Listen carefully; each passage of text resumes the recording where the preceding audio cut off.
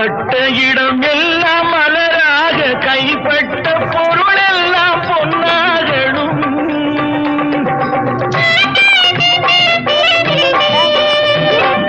உன் கண்பட்டு வழிகின்ற நீரெல்லாம் ஆனந்த கண்ணீரே என்றாகணும். ஒரு 16 தான் பெற்று நீ வாழ, அதை பார்க்கின்ற என் உள்ளம் தாயாக. பூமழை தூவி வசந்தங்கள் வாழ்த்த ஊர்வலம் நடக்கின்றது. எழில் பொங்கிடும் அன்பு தங்கையின் நெற்றியில் குங்குமம் சிரிக்கின்றது. மங்கள குங்குமம் சிரிக்கின்றது.